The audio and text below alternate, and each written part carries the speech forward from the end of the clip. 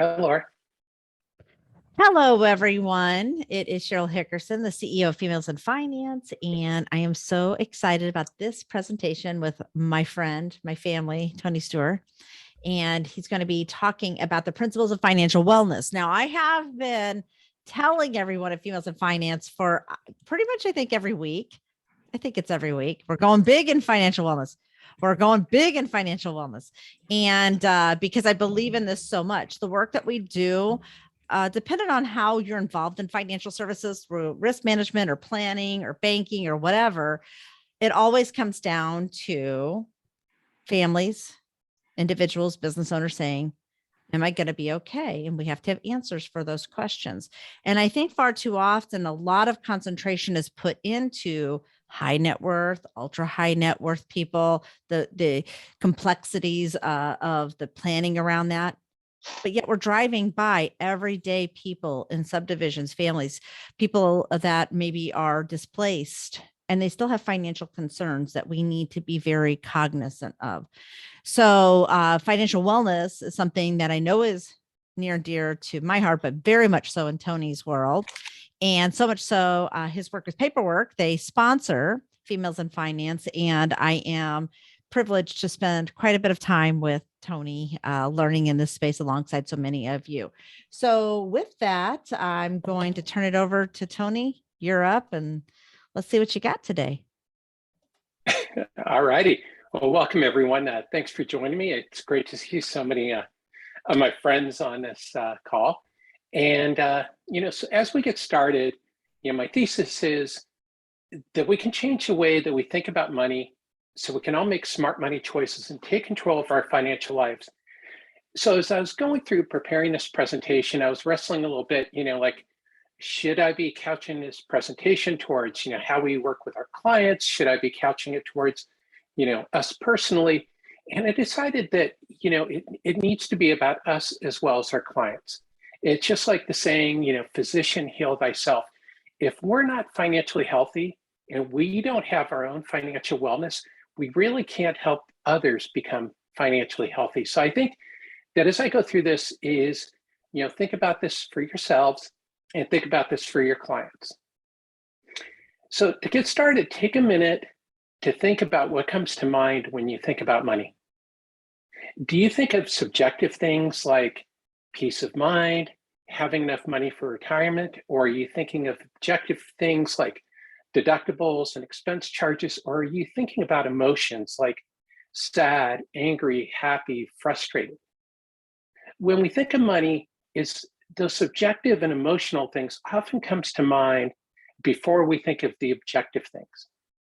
We have to take a look that money is connected to everything, a 360-degree view, that everything in our lives is impacted by finances, and that has an impact on the financial decisions we make. If we're stressed at work or if we're stressed about money, then that'll impact our performance at work. So everything is connected. And for me, this means that financial wellness is the next evolution of financial literacy. It's access to financial education, but it's also a recognition that we need to include in the conversation our goals, our priorities, our values, our religious background, and our culture. All of those things have an impact on our on our financial success and our financial decision making. However, as an industry, there's not a common definition for financial wellness. We've all heard the term bandied around the last couple of years, financial wellness, financial health, financial literacy, but nobody's come out and said, okay, this is what financial wellness is. This is how we can help our clients achieve financial wellness. So I think a good starting point on this is the Consumer Financial Protection Bureau. And they define financial well-being as being very personal, that it needs to go beyond the objective. And they say that has 4 elements. One is the ability to control your day-to-day finances. 2, the capacity to overcome a financial shock. 3, to have the freedom to make the choices that you want to make and to meet your goals, and to also be on track to meet your goals. And, with Paperwork, we feel that the capacity to meet a shock is so important. I know that there's people, in the insurance industry, we're on this call, and that's where I come from. And the safety net is so important for somebody's financial wellness, because if you don't have that safety net of an insurance policy, of an emergency fund, we all saw with COVID the last couple of years, people who struggled, who didn't have an emergency fund, come up when something happened in their lives. So we need to recognize that financial wellness is an all-encompassing thing beyond the one or two products that we may specialize. So when I was in college, I was a finance major, and we learned about everything under the sun to do with finance. We learned about Mr. Market, the efficient market hypothesis, how to allocate investments, and all these wonderful things. But what we didn't learn about was everyday finances. So there I was, 21 years old. I got my first credit card. It had a $2,000 credit limit. At the time, that was all the money in the world. And so, of course, at 21, I made some really good decisions with my credit card. I took my friends out to eat, get drinks. We went to concerts. I didn't really think about the ramifications of a credit card. And then I got my first job, started spending a little bit more. And then all of a sudden, I got my credit card bills, and I'm like, boy, these minimum payments are getting high. And so I decided to look a little bit deeper, and I'm like, oh boy, this interest rate is really high. And, it's going to take me forever to pay off my credit cards if I just pay the minimum payment. So I decided that, for me, my personal money story, I needed to take a closer look. And I ended up paying off all my credit card debt. And the only debt we carry today is our mortgage. But what was important in this story is that the subjective component came to mind first. I thought about the fun I could have with my friends with credit cards, what credit cards could do for me, how they could change my life, rather than thinking about the objective component and the impact on my financial life. So as we go through this, we need to realize that we're in the middle of a global financial literacy pandemic. Across the world, only 33% of people are considered financially literate. Now, those numbers are a lot higher in the US, where 57% of the population is considered financially literate. However, there's a gender gap. 60% of men are considered financially literate, while only 50% of women are considered financially literate. And we know that those gaps are even wider for people of different ethnicities and of different socioeconomic backgrounds. So we have to recognize that financial literacy is not equal for all. And that's another issue that we have to overcome, is that not only are people not financially literate, but financial literacy is not reaching everybody in the same way. And as I talk to people around the world, Ghana, Kenya, the United Arab Emirates, Iran, Canada, Holland, Spain, everybody has the same issues. Everybody struggles with credit cards. Everybody knows what they need to do. They know that they need to spend less money than they earn. They know that they need to save money for the future. But why aren't people doing this? How did we get here? Shouldn't this have changed? Over the last 2 decades, billions of dollars have been spent on financial literacy, and a lot of forward momentum has been made. And, there's all kinds of financial literacy programs. However, they're not really making a difference, and people overall are not becoming more financially literate. And that's because I think we need to take that next step to recognize that there are all these other factors that go into financial wellness besides watching a video about compounding interest. So if we want to think about financial wellness, we need to think about acting with intent. We need to think about what our goals are. In the financial services industry, we often put the cart before the horse by thinking about the product first and then trying to find a need to fill. And, for those who've been in the industry for a long time, you know exactly what I'm talking about. Like, hey, here's product A, go out there and see which one of your clients need product A. And then you go, and that's what you end up doing instead of talking to your clients about what they need. So, we need to ask what people want. And as people with our own personal financial needs, we need to think about what we want rather than being told what we need. And a good way to look at this is the popularity right now of Bitcoin. Bitcoin is super popular, and everybody's buying Bitcoin and, talking about, should I buy Bitcoin or not? But nobody's asking the question of, will Bitcoin help me reach my goals? Will Bitcoin fulfill a role in my investment portfolio? Everybody is talking about the subjective component of Bitcoin and how exciting it is. It's a new kid on the block, rather than talking about that very objective component of, is Bitcoin going to help me reach my goals more efficiently? And so we need to change that mindset if we want to take control of our financial lives. The other thing that I think that's important about our mindset is we need to be in a good place emotionally when we make financial decisions. We don't want to be angry, sad, frustrated. It's just like we don't want to go grocery shopping when we're hungry. We're going to make some poor decisions. We also need to think about our own personal money stories. As I shared with my personal money story, those are some of our life experiences. My experiences with credit cards have an impact on how I make financial decisions and how I feel about debt. Our clients have the same personal money stories, and we do as well. It's how our parents dealt with money, how we dealt with money growing up, how we've dealt with money throughout our careers, what we've seen modeled for us. And all of those things have a positive or negative impact about our financial decision making. We can care about what other people think. However, we don't have to worry about it and let that define our financial success. So, for most of us, we may think being financially successful means having a huge mansion, right? Well, Warren Buffett, who I think we can all agree is probably financially successful, still lives in the same 5-bedroom house that he purchased in 1958.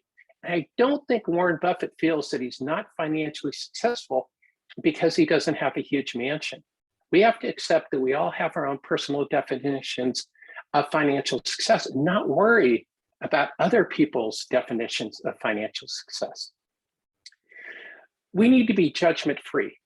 There's a lot of money shaming in our society, and that's making people feel bad about the financial decisions they make. Like, how come you haven't saved enough money for retirement? How come you haven't, increased your credit score?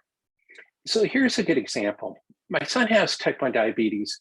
And with type 1 diabetes, his blood sugar can range from 50 to 400 in a matter of hours.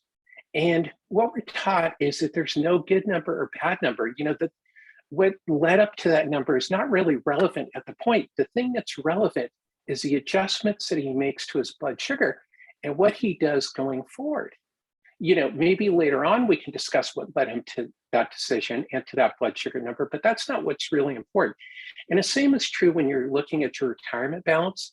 If you haven't saved enough money for retirement, or your client hasn't saved enough money for retirement, that's okay. But what's really important is what they do going forward. We always need to seek balance. Diets are a really good example about this. Diets require us to make these major changes in our behavior that are just not realistic or sustainable over the long term. Most people regain all the weight they lose on a diet after 2 years. I know that's true for myself. I take off 10, 20 pounds. It's great. I've lost some weight, but boom, I put it back on. And that's because we're not really changing the processes or finding balance in the decisions that we make. And a micro example of this is a popular discussion of budgets, and I love this one, is give up your daily $5 coffee. It's great advice on the surface, right? But it denies us something that brings us joy. We like that $5 daily coffee that we get. So why don't we seek some balance? Give up the $5 coffee maybe 3 or 4 days a week, but still get the $5 coffee 3 days a week. Find some balance in your life where you're still bringing yourself some joy. And a more extreme example of how this is applied across somebody's life is the FIRE movement, financial independence, retire early. And that is huge with 20 and 30-year-olds. And it's a great concept. However, you're denying yourself so much of the now, the current pleasure and joy in your life, but not by denying yourself vacations, by denying yourself this and that you need to think about finding some balance. The principles behind FIRE are great, but you can't give up everything today for tomorrow. Yeah, and of course, this doesn't mean that you don't want to live within your means. You always want to live within your means. So for years, I played basketball. And to be good at basketball, you have to know a number of skills. You have to be able to pass, dribble, shoot, play defense. You have to know a bunch of rules. You have to have good coaching. You have to, practice. And money is the same way. You have to think about what your goals are, what the rules of the game are. You have to be able to practice. You have to learn all of the skills. It's not easy. There's a whole number of things that you have to learn to be successful at money, and it takes time and practice. But you have to be willing to make that time investment in researching financial services and products. People spend more time researching their next television than they do researching their auto insurance policy. So if you be successful, you have to take that kind of time. We also want to talk about money splaining.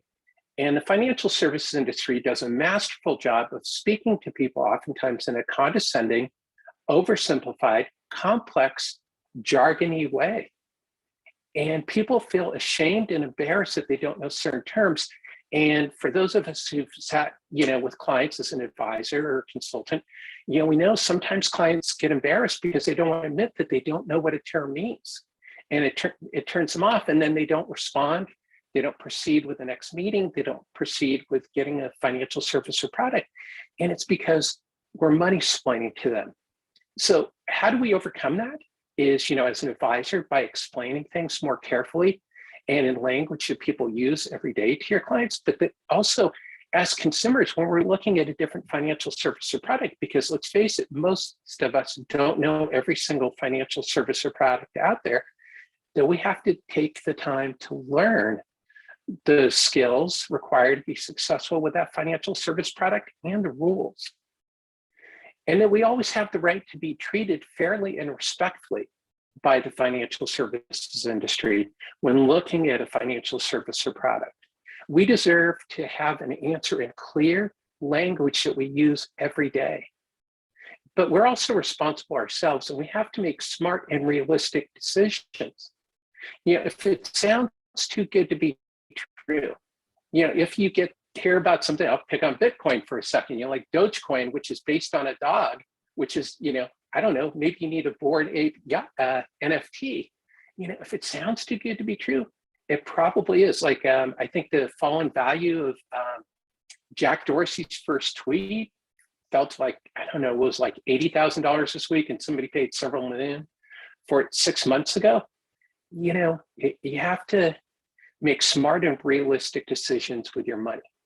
And if you don't understand something, you have the ability to walk away and to have that courage to walk away from something if you don't understand it or you don't feel comfortable with it. My goal when I was working with clients and as an educator is to explain something to somebody to the level where they're then able to explain it to someone else. If they can explain it to someone else, I know that they truly comprehend the concept because they're able to process it and explain it. So when we look at our financial lives, think of a big map.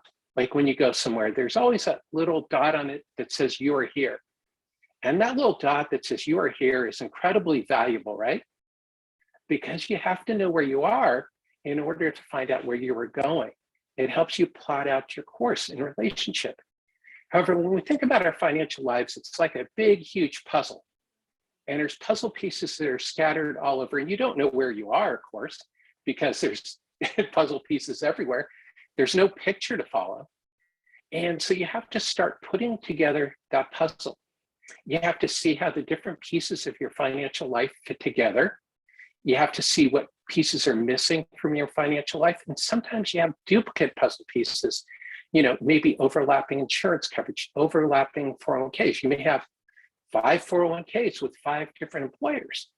And so you have to think about that. What's being duplicated, what you can consolidate, but you also have to look at those gaps. And that's where advisors can come in really handy, is they can either help you fill a gap or identify gaps. When you see, hey, maybe I should have this, that an advisor can help you at that time.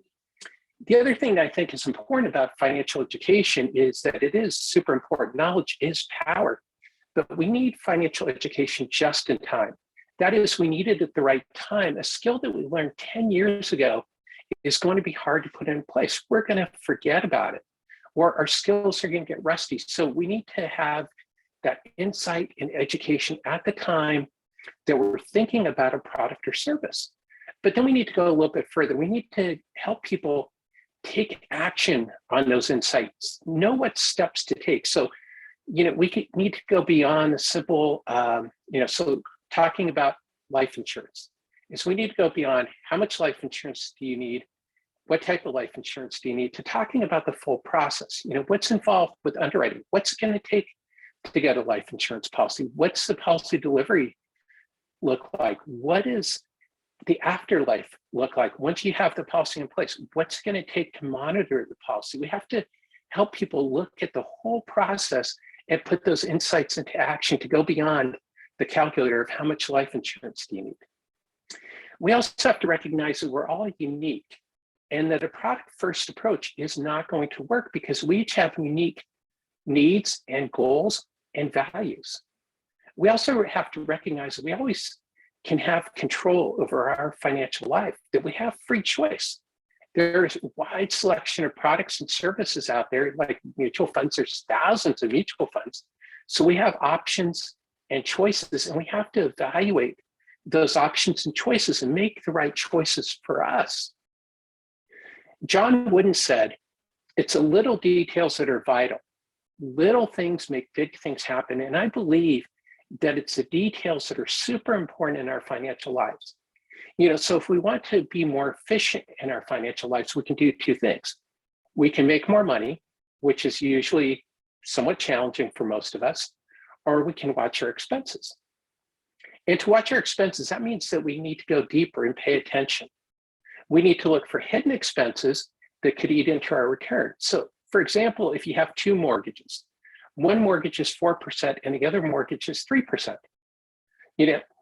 Just off the bat, you're going to go with a mortgage that's 3%, right? Because it's got the lower rate. However, what you don't know in this equation is if there are higher fees on the 3% mortgage, that at the end of the day are going to make the 3% mortgage more expensive than the 4% mortgage. So you have to go deeper and ask questions and look beneath the hood. Now, with that said, is when everything else is equal, then lower expense charges are good. So if you have two mutual funds, one mutual fund has a 2% expense charge, and the other one has a 1% expense charge, and you go with the one that has a lower expense charge, you're going to save 1% a year in expenses, which means you're getting an additional 1% in return. So you always have to be thinking about that those changes, if you're saving yourself 5% in expenses here, 5% in expenses there, you're putting that money back into your pocket as additional return on your money. The other thing that we don't talk about a lot is the true cost of something. So when I say true cost, I mean the total cost in acquiring an asset. So if we look at buying a new car, the true cost of a car is the price of the car, the price of the insurance, the price of registration, the price of maintenance, the price of parking, the price of gasoline. That's the true cost of owning a car. So we need to look at that with every financial product and service and think about all the ancillary costs that may go along with that product or service. And so when we talk about professional guidance, that's an important thing to consider is, professional guidance is something where it might be either nice for you to have, or when something gets a little too complex and you feel that you're out of your depth. But that's also a personal decision. Is for some of us, we may feel comfortable filing our own taxes, where for somebody else, they're going to want to hire somebody to file taxes for them. So it's a little bit of a personal choice with your own level of comfort and the complexity of the situation. And so here's a good example. So if I have a cut, I'm going to do first aid at home. I'm going to put a Band-Aid on the cut. But if I have a major wound, I'm going to go to the hospital and have them put stitches in the wound. I'm not going to do surgery on myself. And that's the same thing we need to think about with financial services products. There are times where we're going to need professional guidance because things are going to get a little too complex. And when we're thinking about our advisor is, I'm going to talk about credentials in a minute, but we need to think about advisors who have values that match who we are, that feel comfortable with us, that understand our goals and take the time to understand who we are. We have to think about advisors who, we have a personality fit with, that we get along with, because we're going to be more likely to go along with advice from an advisor that we feel comfortable with. And in thinking about credentials is not only should your advisor have some kind of credentials or training, but they should have the right credentials for the product or service that you're looking at. So if I have a foot problem, I'm not going to go to an eye doctor. They might be the best eye doctor in the world, but they're really not going to be able to help me with my foot problem. So we need to think the same way with our financial services and products and find the advisor who's a specialist in the area for the financial service or product that we need. And we have that right to always go to a different advisor if we need to. The other thing is, there's a lot of advice out there on the internet. There's people who have personal finance blogs, there's personal finance podcasts, there's thousands of books, but how do we know which ones are good? Which ones can we trust? So we need to look at, is that person qualified to give that advice? Do they have some training? Do they have some background? Do they have some experience in that area? So I could start a blog about, the 10 top eye diseases, and I could write about, these are the 7 best ways to treat eye disease and go on and on about that. But if you have a vision problem, are you going to come see me? Am I going to be the right person? If you have an eye problem, you're going to go see an eye doctor, right? And the same thing is true in the financial services world. You're going to want to see somebody who actually has the qualifications to deal with an issue and has some experience. And, as a consumer and as an advisor, you want to make sure that you maximize the time that you have with your advisor. Is so often, I know in my experience, I'd meet with clients and they're looking through their records, trying to find a piece of information. They don't send it to you. However, when you go to see your doctor, you're organized, right? If usually, if your doctor orders labs, you're going to have your labs before, if you need an x-ray, you're going to have all that done before you sit down with your doctor. And you need to think the same way with your advisor. You want to think about the questions you're going to ask your advisor. You want to have everything prepared that your advisor has asked you to have prepared in time, and maximize that time. And remember at the same time that you're also paying for your advisor's time. And you have the right to have expectations of your advisor, including that they should answer any questions that you have in a timely way. They should keep you updated. They should answer questions, as I mentioned, in plain language that you can understand. And if they don't, and you're not comfortable with their advice, you have the right to find another advisor. You are paying for their time.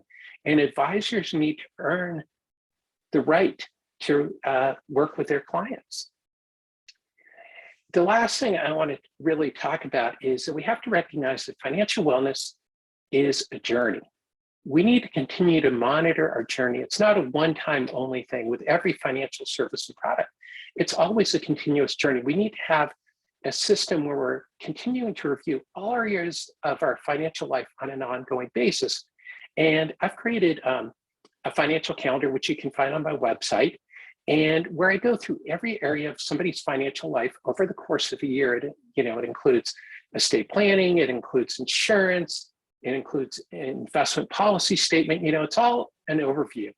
And the idea is that as you go through everything, you're able to keep up in all areas of your financial life as you go through different life stages and life events. So for example, let's say you get married. Did you remember to change the beneficiary on your 401k? That's oftentimes something that slips through the cracks. When we're thinking about that puzzle, is the financial calendar helps you spot and monitor all the pieces of your financial puzzle.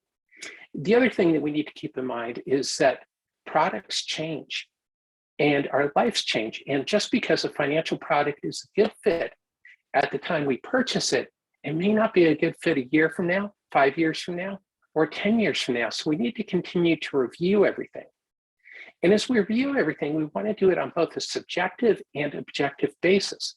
So if we're thinking about our retirement planning, do we still want to retire to an island in the Caribbean, or do we want to retire to San Diego where our grandchildren are, right? Grandchildren change our priorities. And so, your client's subjective goals are going to change. And you have to think about those first before you get into the objective component, like, have you saved enough money for retirement? Are you on track? Do you have your investments allocated properly for your retirement? Now, one of my favorite subjective activities is the family financial meeting, and I urge everybody to do this. Meet with your significant other, Invite your kids to join you.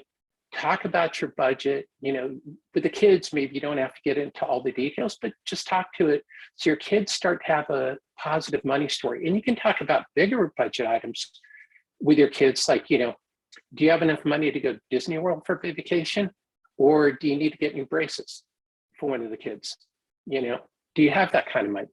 But then the kids are part of the conversation. You're having that conversation with your significant other and making decisions together. And you can also talk about investment strategies and things like that. Of course, when your kids are younger, you want to keep it pretty basic. The other thing is that it's important to have a family financial meeting with your aging parents and start having a discussion with them about their wishes. If you don't know their wishes for end of life, you're not going to be able to help them fulfill those wishes. Nobody knows about it if they don't tell anybody about it. And then you can also start talking to your parent about other macro issues. You don't need to get into the details of their investments, which they may not want to do, but they'd be more than glad to tell you where they have a banking account and where their estate planning documents are. So, it's always subjective and objective. So here's how we can think differently about money. Decide that you're going to take control of your financial life. Think about your personal money story. What are your goals and priorities? What is important to you? Be judgment-free. Accept that wherever you are is fine. All that matters is what you do moving forward. Become financially literate so that you can understand your resources and choices and how to put them into action. Remember that your financial life is a journey rather than a destination. We can all become financially successful, and today is the best day to start. So let's change how we think about money and take charge of our financial lives. Thank you. That was great. And I have to add Okay. something. And anybody can come off of mute to ask questions, because you had a couple comments in the chat box. But one of the things that I was on an executive roundtable this week, and I shared with you, Tony, and I won't name the company, but they had asked about financial wellness, and then went kind of deep in this. Somebody in that executive roundtable made a comment about the long-term mindset changes, and that all sounds great. It does, and I hope for that. We have some short-term tactics that need to be handled immediately with consumers today. I think that it's great to change mindset, and I liken it to, you can win a $5 million lottery, but if you're shitty with $5, you're crappy with 5,000, 5 million, 5 whatever, doesn't matter, because you don't have that part down yet. But I think that one of the things that paperwork, the application will do, but even if it wasn't that, okay, I'm going to take that off of the table because I don't want anybody to think it's a paperwork thing. If we're not putting into the hands of consumers today, like everyday people, the way to handle documents or handle money or handle dialogue, they're going to keep doing what they're going to keep doing. And I heard it loud and clear during pandemic, not so much because of COVID and Christmas or whatever. They couldn't even do basic math with their kids. They don't know how to divide a fraction. They don't know how to understand a negative number. And, we're missing a lot of those things. And it's interesting because what I'm hearing now, I watch on TikTok, I was watching parents say, I'm really glad I took geology because, taxes wouldn't have been helpful in high school, or balancing a checkbook, that wouldn't have been helpful, but I'm glad it did home ec. There's just things today that are so lacking. The short-term tactic part, I think, needs to have an immediate Band-Aid because they're bleeding. It's more than a Band-Aid. They got arteries bleeding out, with that long-term mindset change being the ultimate of where we're going. Am I way off base? You can tell me if I am, and I know like Deanna Right does on it. track. Laura. Yeah. Laura, Deanna, I know that you guys do a lot of this every day, day in, day out. What are your thoughts on it? I'd like to hear. I'll speak up. Sorry, I was late. No, you're fine. Always client meetings and stuff like that. But no, this is such a prevalent topic. And I agree. It's the short term. It's seeing what is stopping. And what I've been doing a lot with people is trying to figure out why. Well, okay, maybe you don't understand that, but why have you not actually taken upon yourself to figure it out? What has created, whether it's a block, whether it's, a choice, Where are you at that's making it so that you don't want to take that into account? You think about it, oh, that's scary. Because a lot of people, when it comes to their financial situation, it is scary. It creates anxiety. And so they don't want to look at it. They don't want to take the time to learn the here and now, to learn those short-term things that will actually ultimately lead to the long term, because all they're ever told about is focus on the long term. Well, Yeah. we live in today. As humans, we live in today, but if today's scary, we're not even gonna look at tomorrow. Yeah. And Simple. I love when I see people say, I watch them on Facebook. I love Facebook because it tells on everybody. Okay. And I'm sitting back and I'm just like, I'm not going to go jump in, because you're not going to solve their money problem, especially in an open forum, because they're going to be very defensive. Right. But like, I see people who I know are having money problems, and then they're investing in Bitcoin. I lean into that and think, for real? I mean, you can't go, your car is on a donut. I saw it, but you've got Bitcoin. I don't, but it's shiny and it's cool and different and whatever. And I don't want to deter them, because I love the idea that they're at least looking into something. So I'm very cognizant, because I liken it to this, because I like how Tony always uses analogies. If I got on Facebook today to tell somebody that I'm going to lose weight, I promise, as this day will come up tomorrow, it will, that someone's going to go on there and be like, I saw you eating a carb. You shouldn't do that. Saw you having some caffeine. You really shouldn't have that till after 2:00. They always have something to add, and it's not helping me in the moment right now. So I refrain from doing that. But I do think we have to start having very real dialogue with very real everyday people, because I feel like there's so much education towards high net worth, ultra high net worth people, and everyday people that you drive by those subdivisions are just screaming for help. Like, put it in my hands now. What does this mean? They don't even, and I love the fact that Tony talked about like the percentage changes, because most people would think like, oh, well, I'll just choose the 1%. And it's like, actually the 2% would have actually saved you a lot more money, because, or whatever, you know what I mean? So Just to make a quick note on that, I've been posting financial literacy tips all month on social media, because it is financial literacy month.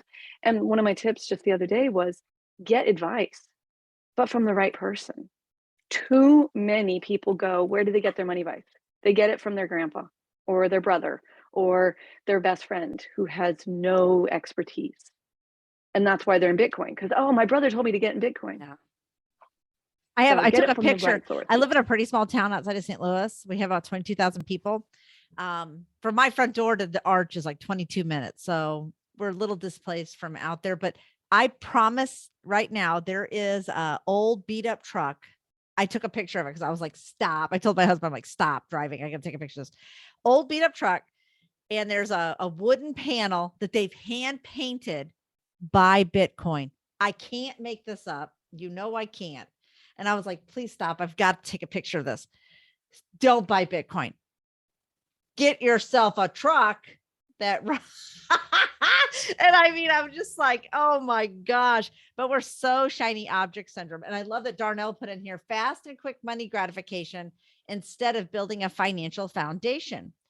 And I do have to tell you too, depending on how you grew up. So my father was like a massive saver, wouldn't spend a penny. When my dad died January 5th of this year, his 1987 GMC pickup truck with, my kids didn't even know what that was.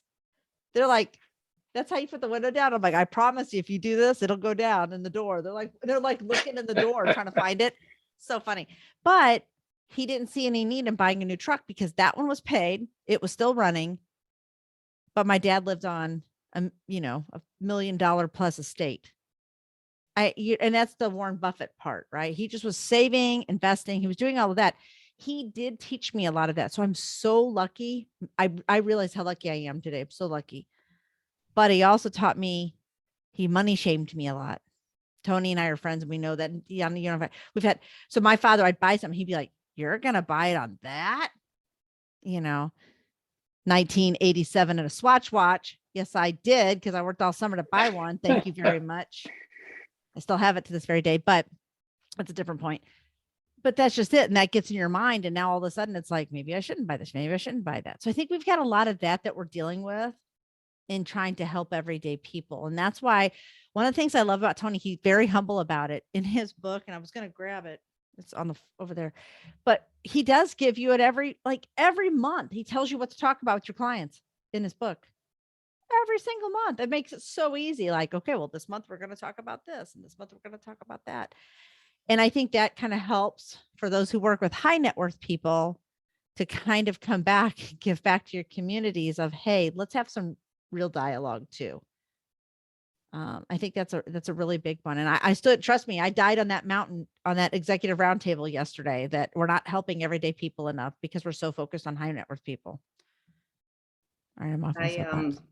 Posted something, a response to somebody on Facebook on LinkedIn yesterday. They reposted something about the value of starting investing young and the difference in ages of, how much money you would have at a certain age if you started. And I said, this is very helpful. However, there's plenty of 40, 50, 60-year-olds that don't have that. And seeing this, it gives them no hope whatsoever. And she actually took it down. The person took it down. And I said, I'm friends with her. I didn't mean for you to take it down. And she said she was trying to get a younger client to invest, but it speaks to the point that, sorry about that. He's busy right now. Yeah, that people just,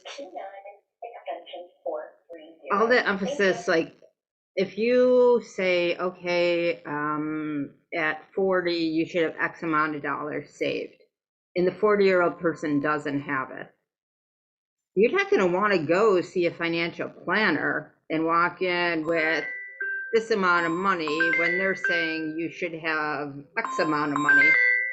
So that's my point, that to make it more just what you said, Cheryl, to make it so that people, everyday people, do have access to it and they're not ashamed.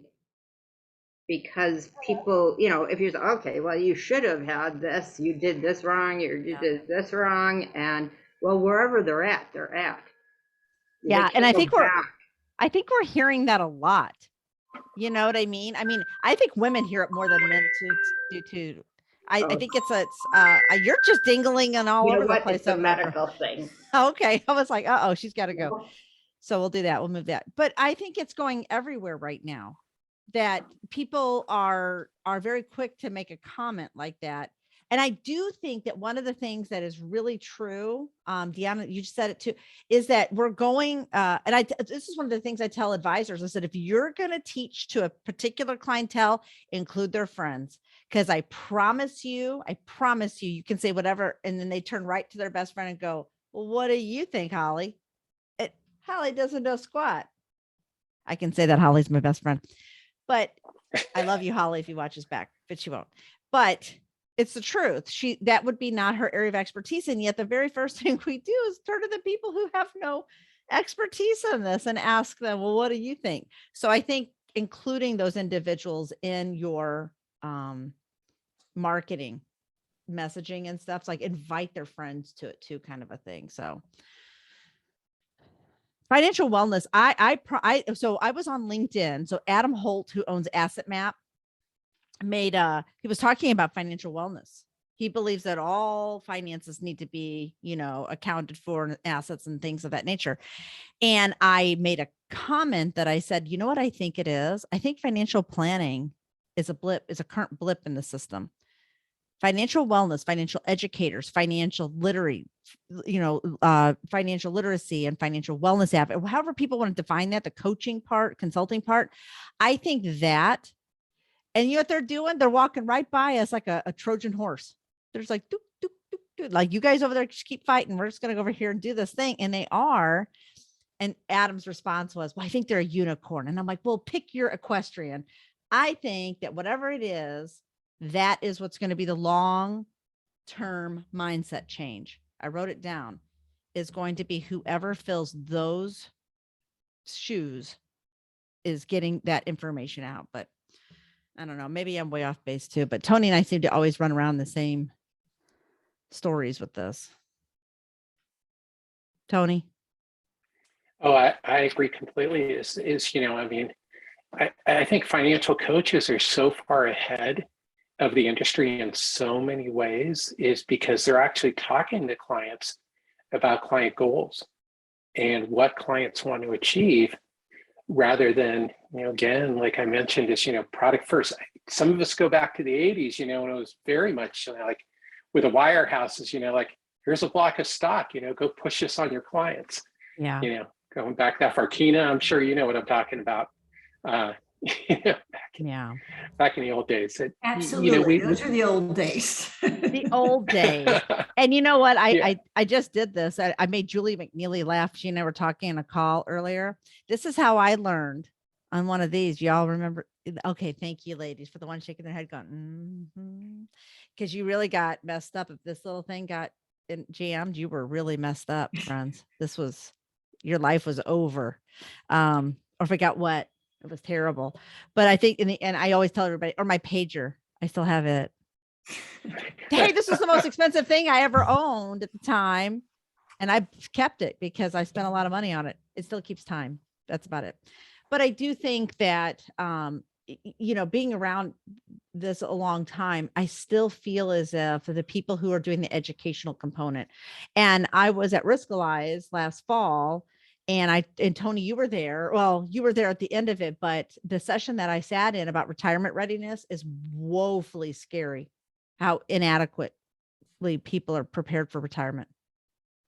It's frightening. Actually, you talk about a pandemic, forget COVID. Retirement is a pandemic. I think it's really scary. So I love the fact that you get sort of outline what the principles are, what we should be focused on.